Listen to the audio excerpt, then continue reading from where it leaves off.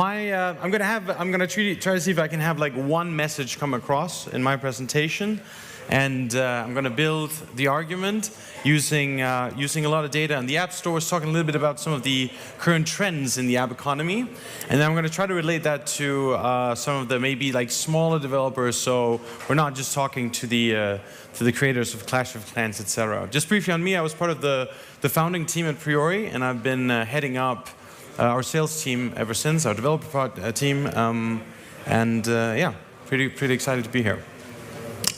So agenda, State of the App Union, talking you through some trends, some data in the app stores, and relating it to indies. I'll just kick off because I don't really need to do that. Anyway, we're based in Berlin.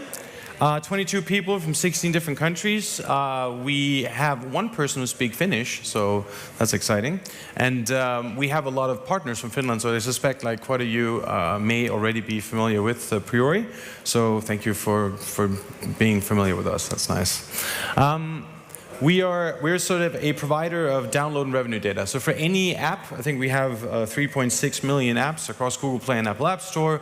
We have a daily download and a daily revenue estimate for that app across 57 countries, which means that we are competing against App Annie, the world's largest discount provider of App Store intelligence. They raised 63 million recently, which means that they're now at 163 million total. We've raised 3, so I can relate to the whole idea of being indie and sort of fighting against all odds in the app stores. Anyway, State of the App Union. So, I mean, I think the good news is that you're in a really good and in the right industry. Like, if you are a person who have developed skills within mobile, and specifically mobile gaming, chances are you'll have a pretty good career. Like, unless you suck, obviously. Nobody will.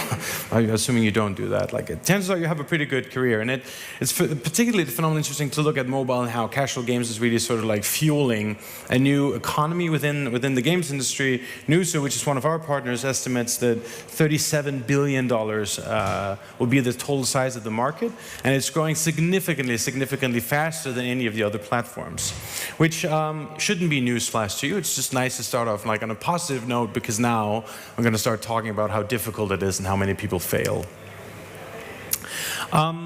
I think another aspect to this is that we're talking about something that's relatively new. If you think about the app economy, it was sort of coined and started in 2008 with the launch of the Apple App Store, 500 apps. And today we're looking at a market with like within the next years we'll have 5 billion active smartphones across the world. And I think it's pretty safe to assume that a lot of these people will also be playing games on their smartphones. It's not like people are all of a sudden only going to do Excel on smartphones. Games is going to sort of be, I think, one of the key usage of a smartphone. So, in the last years, like if you've seen just how it's exploded, how the economy has changed, and the adoption of smartphones has really sort of taken off, the question is, what about the app stores? What is sort of like the key to all of this?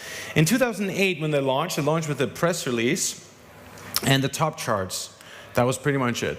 That's the information that's available in the app stores. And if you fast forward to today, or to June 13, more specifically 8 years later, there's a press release and top charts. That's pretty much it. Like, the app stores have not changed fundamentally ever since they were launched, and there's a pretty good reason why they've done that. I mean, there's obviously a lot more money and a lot more apps and everything, but fundamentally, in regards to how they govern and govern information, it is pretty much the same. Now, that doesn't mean that nothing has absolutely changed. I want to talk through like 3 major changes that is actually coming now. They were announced early on in 2016, but they're only being rolled out slowly now. So, if you think about one of the things I think is really cool that can actually really truly change the dynamics of, at least for the Android stores, is the Google App Streaming. So essentially, the ability for a consumer to try an app without downloading it for 10 minutes or something like that. I think that's the maximum limit. So you can go to the Google Play Store. It's about to be launched now. Google Play Store, click something for a game, for instance, that you'd be able to actually sort of be in a game for 10 minutes, testing it out before you decide whether you want to download it, before you decide whether you want to buy it. So a pretty cool feature that is coming to Google Play, and as with everything when it comes to Google Play, it'll also come to Apple App Store at some point. Yeah, I'll talk about like the extent to which it'll be rolled out in a second, because that's probably going to be slightly limited. The other one is, the other evolution that's coming is the sort of like the cut in terms of subscriptions model. So right now, Apple announced that if after 1 year your game is still very successful in the subscriptions, they will cut their share from 30 to 15%. I think it's pretty important to consider why they did that in the context of that. If you think about like Spotify, we worked a bit with Spotify, and I know they weren't particularly happy with giving 30% of the revenue to their direct competitor through the App Store. The same thing would go for a lot of other music services, Netflix, etc. I think there was a lot of lobby work that went into this, but the question is whether or not it can be beneficial to you, and I'll return to that just a little bit later. But Google also followed up on this, and are actually offering it immediately instead of after a year, so a better deal. But it is a change, and it is a change in terms of potential distribution of revenue, obviously share of revenue. Third change is Apple App Store's search results, which is not exactly groundbreaking. That was sort of like the core, like that Google built their entire business on. Google AdWords rolled out in the Play Store recently, now also coming to the Apple App Store in the US initially only, and that also shouldn't be a surprise. Google Play has been performing fairly well. If I don't know if either of you are, is anyone here advertising on Google Play Store search ads? No one?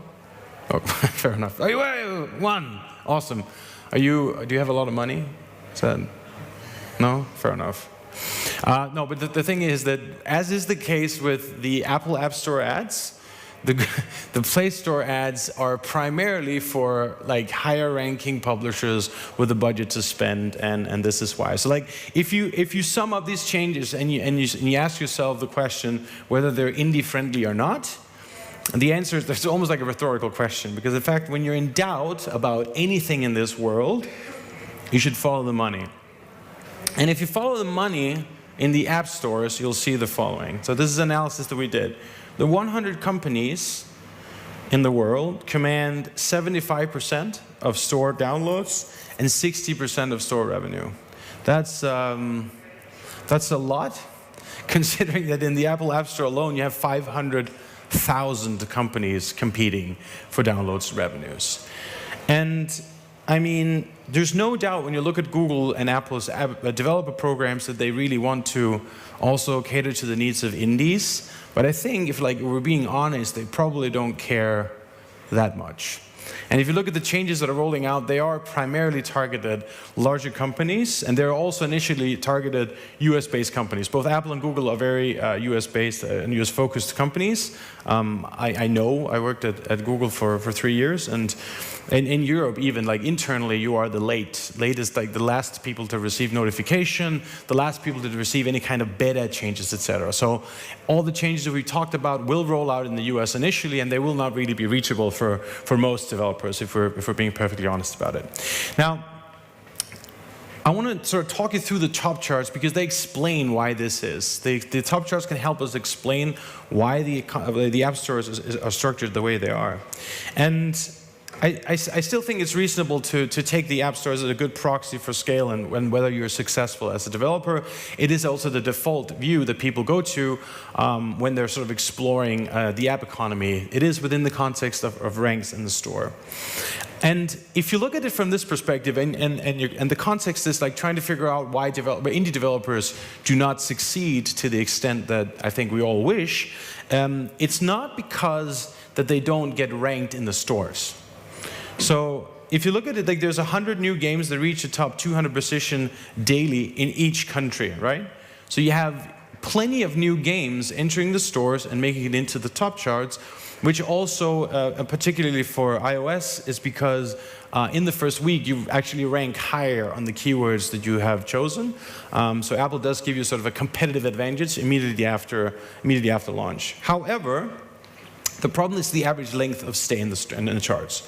So 50% of new apps are in and out of the charts within 1 day, and 90% are out within 1 week. Only 4% of new apps last more than 2 weeks in the charts. And I think you probably know better than I that developing a game takes quite a lot of time. It's a lot of effort, and hardly any game is ever worth only ranking for 1 week in any chart anywhere. And I think that is the problem. Like, you spend thousands of hours and a lot of talent. Actually, the sad thing is, like, the great games that are out there that are being developed by particularly indies and smaller studios are never being played. That's the issue that I have with it. It's not even like purely a financial thing, but they're never being played, which means there's a lot of wasted talent, which I find a little sad. And I think it also makes the question is whether people, or whether you want to build great games, or whether you want to build a great business. And by great business, I also mean that your games are actually being played by people, and that you can evolve, and that you can get the feedback that allows you to improve your game, improve your IP. And this is where sort of I come to my one message. We worked with around 1,000 companies that publish apps. A lot of them are game companies. 600 are game publishers. And when you look at like the difference between those who succeed and those who fail, it is actually fairly simple, because there's very little luck. There's very little luck associated with this at this point. I recently had a talk with a guy who called me up. He's like, "Can I get like a demonstration of your platform? I'd love to know how we can use it for analyzing the market." I was like, "Sure, yeah, we'll do that." So I talked to him, and they made a new company, game publishing company, and their company was they were going to publish games. He said, 12 games in 12 months. I thought that was cool. That's catchy, like 12 games, 12 months, 12 games. 12 million, maybe. He didn't say that, not 12 million. And then I asked him, okay, what's the structure of your team? And he said, well, we are 4 developers who've all successfully launched mobile games between 2008 and 2010. And then he said, it used to be a lot easier, like way easier. I was like, yeah, that makes sense. Because between 2008 and 2010, if you had a good game and you launched it in the App Store, chances were that it could go viral. And you actually, without doing anything, by just having a great product, your app could go viral. That happens to 1 in a million, probably literally, today. And it's no longer the case. And he was really not happy with the current state of affairs and how difficult it had gone. But again, this was a company that was structured around 4 founders that were all 4 developers. That just doesn't work. And this is like a very typical pattern. It's probably even also a typical pattern here in Helsinki, although you're like far more talented than the rest of the world in reality if you look at your understanding and appreciation of games and development. But if you think about mobile games as an industry, it is a creative industry. It's always been a creative industry, which is great because that's why it's fun to go to conferences. It's not because of people like me, who's like the service providers, and it's certainly not because of the ad networks, no offense, but I mean, it's not. It is because of the games and because it's awesome.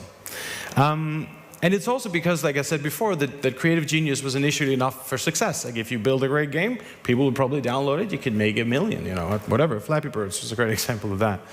Not that it was a great game, just anyway. And then if you look at like the more sort of like dry shit, like business planning, goal setting, benchmarking, it's always been sort of like secondary. And it's certainly secondary to a lot of the companies that I talk to in the concept of games, because the focus is on building a great game, which totally makes sense. It's just not feasible, and it wouldn't work in any other industry either. So. And this actually also goes for like some of the larger players. We had like a huge German partner of ours. It's like they've actually invested like millions in their app development. And then I asked who was responsible for their analytics. And then he said, oh, you mean analytics and marketing and business development? And I said, yeah, okay. And there was like an intern whose name was Klaus. He was like, felt a little light. Smart guy. Not a smart guy, but he left after 6 months. I don't know what they're doing now. Anyway.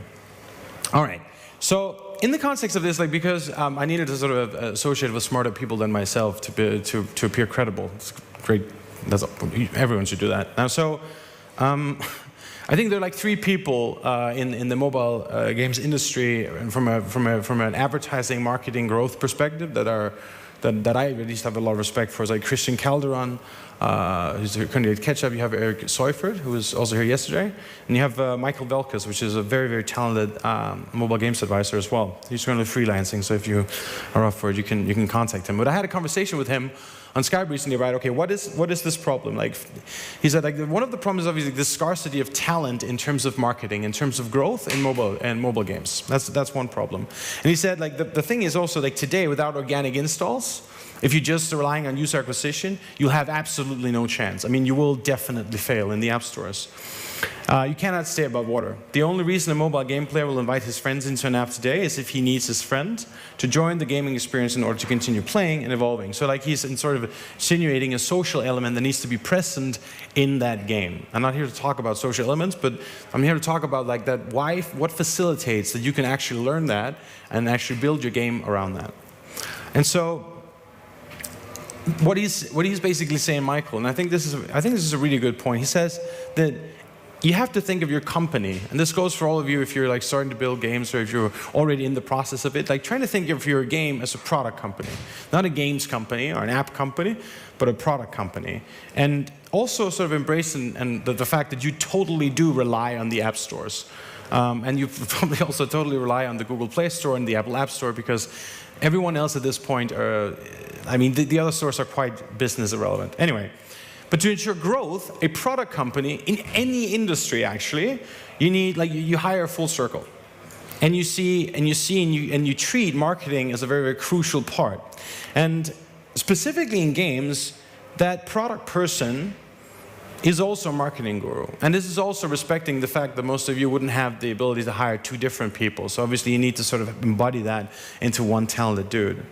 Now, the most important thing is that product person is not hired once you develop your game. The product person is hired from the get-go. And he's made it, like, ideally, in my world at least, ideally you make that product person part of the founder team, which means they get a stake in the company, and they get ownership, and they assume ownership, and they have the resources to actually take part in shaping your game and making sure that it has that potential to explode and to grow once you launch it, so you don't end up wasting too much money. So what would this person do specifically? So learning from the stores, like this is effectively, and I think the previous talk also highlighted this really well, you have to look at what's actually going on in the stores. I mean, you have to look at, if not like what genres are exploding, at least try to look at what other games are doing. You have to set benchmark on it, and then you have to figure out why they do that. And the only way you can do that, and that's not by buying analytics, that's by playing the games and having someone with the right mindset play the games over and over and over again, so that they gradually understand and learn what it is that they need to adapt into your particular environment and into your particular game to make sure that it has some of the same capabilities. And really, that's the core. You should have one person on your team dedicated to doing this, understanding the market, understanding the competition, understanding why this works, and then also being able to sort of guide the direction of your game and your development so that in your game, when it launches, it has it's not social element, but it has an element that will help it grow without you having to buy every single user along the way, because there's like quite simply no reason, no chance you can actually afford that. I think if you sum it up, like the amazing thing is that the potential is incredible, and even if you're game developers and your games are not really being downloaded, you're still probably super talented and you can go work for a larger company and it'll be all good. I mean, you're probably good, you're safe, be great, good future, boats, Ferraris, everything. But if you think about the app stores, it's important to recognize that the app stores are made to make the rich richer. Like there's not a lot of Robinhood and Google Play and Apple App Store at all. No, it's not how they work. Now, although 2016 was a year of sort of evolution for the app stores, these evolutions will mean like very little to you, and I think they will mean very little to anyone because they seem to be delayed on every single parameter in 2016. But it doesn't change the fact that it's an example of more opportunities opening up. There's so much you can do with data, and there's so much data available from providers, from the stores, but you can only leverage that and benefit from that if you've actually also made sure that you have someone on your team that can own that. And it shouldn't be you. If you're a developer, you should be focused on developing. You should absolutely do that, build the most amazing games. You should just also complement your own skill set with someone who can do that, because it is a true fundamental key to success, I believe. We did this analysis, like this is like a basic statistic, but like the companies who have someone internally who takes care of this analytics in a broader sense are growing 3 times faster than any other company. That is actually a fact across the 16,000 apps that we looked at. All right. I think there's a problem in terms of like the scarcity of talent in the industry, so you might have to create these geniuses. I don't think that's a problem. It's just find someone with the mindset, invest in that person, help that person grow, and help that person become like a winner in this market, and you'll have an amazing asset for a company as well. I'm going to do some shameless self-promotion just towards the end, but I'm also going to promote Finnish games and zombies. So one of the things that we've done and focused on was sort of building niche-level analysis. So this is an example of like, show me all iOS and Android apps that map to the keywords zombies and hunt. And out of the 7 most downloaded games in the world, 3 are from Finland. That's pretty awesome. Again, like you said, we basically said parameter, you can use whatever keywords. It's used for identifying a niche, which games are competing in the bicycle paperboy niche field. And then we obviously try to quantify the performance around that with downloads and revenues for any countries, including Finland. This is an example of what it looks like in the platform. Walking Dead No Man's Land had a good July with $776,000. At least that's what we think they made on iOS. They say we're pretty accurate for their data, so that would be pretty well done, I would say. And finally, I will take... these are some of the questions we partnered with. Actually, we partnered with Marvelous, that was mentioned in the previous presentation. A pretty cool Japanese company. And now I'm happy to take any questions, or if you want, you can sign up for a free trial of our product at prioridata.com. Any questions? No? Great. I'm also here after, catching a flight home to Berlin tomorrow. We can hang out, go to saunas, whatever you do, that's what you do here. Great. Okay, thank you very much. Thank you very much.